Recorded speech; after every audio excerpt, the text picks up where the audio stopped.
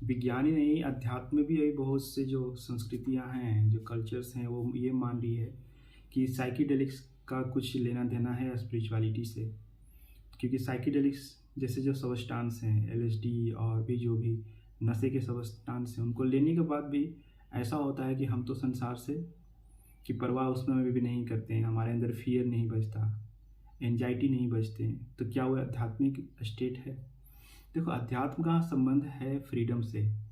Evolution का जिस तरह से संबंध है फ्रीडम से, उसी तरीके से अध्यात्म का संबंध भी है मुक्ति से, है ना। खुद के स्वरूप को जानने में मुक्ति है। खुद का स्वरूप ही हमारा आनंदमय है। जब हम ऐसी बातें करते हैं या ऐसा बोलते हैं, है ना, हालांकि बोलना भी जिस प्रक्रिया के द्वारा हो रही है उसमें स्व का तदात्मय हो जाता है प्राकृतिक मटेरियल्स से। लेकिन अगर हम समझने की कोशिश करें कि साइकिडेलिक्स एक्चुअली जो है वो डिपेंडेंट सब्सटेंस है। जब तक आप किसी चीज़ पे डिपेंडेंट होते हो, विषय वस्तुओं पे ही या किसी पदार्थ पे डिपेंडेंट होते हो, और उस डिपेंडेंसी में आपका तदात्म्य होता है।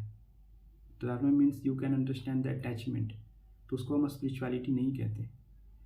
कैसा स्पिरिचुअलिटी उसमें? वहाँ जब डिपेंडेंसी है तो फ्रीडम है नहीं ना, राइट। हाँ, सोशल कंस्ट्रक्ट की डिपेंडेंसी बिल्कुल अलग होती है, क्योंकि सोशल कंस्ट्रक्ट की डिपेंडेंसी में आप फ्रीडम को एंजॉय करते हो। वो एक्चुअली आप एंजॉय करते हो एग्रीमेंट्स को, right. So agreement is a type of bond which you enjoy in there.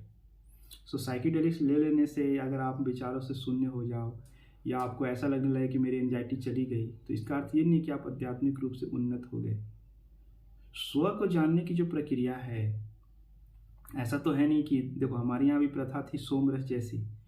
जब हम देवों को बुलाते थे वैदिक कल्चर्स के समय में, तो लोग क्या यूज करते थे? सोमरस का उपयोग करते थे, है ना। वो भी एक तरह का नशेड़ी वाला पदार्थ ही हुआ करता था, जिसको बोलते थे देवता पान करते हैं।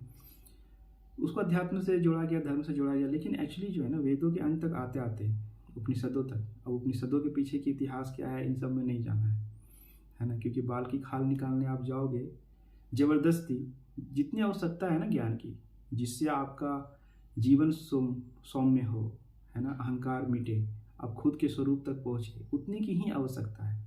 उससे ज़्यादा की आवश्यकता नहीं है ज्ञान की, है ना। तो अब अध्यात्म में भी अब वो क्या है, उसकी हिस्ट्री उसको छोड़ भी दे, तो अगर वेदों का अंत, जिसको वेदांत बोलते हैं या उपनिषद बोलते हैं, उसमें सुख के स्वरूप को जानना है ना। अगर बुद्धिस्ट फिलॉसफीज की भी पूरी जो दर्शन है वो खुद के ही स्वरूप को जानने है। पूरी जो भारत की पूरी जो विचार पद्धति है ना, वो खुद के स्वरूप को जानने की है। आपने वो जान लिया, किस माध्यम से जाना, है ना।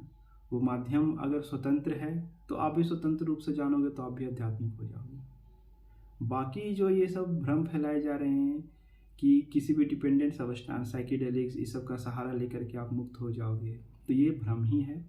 हाँ, मेडिकल यूजेज हो सकते हैं। जो मानसिक रूप से बीमार हैं उनको थोड़ा सा रिलैक्सेशन दिया जा सकता है। जो एक भ्रम में है उसको निकाल के दूसरे भ्रम में डाल करके थोड़ा रिलैक्सेशन दिया जा सकता है, लेकिन वो अध्यात्म नहीं हो जाता ना।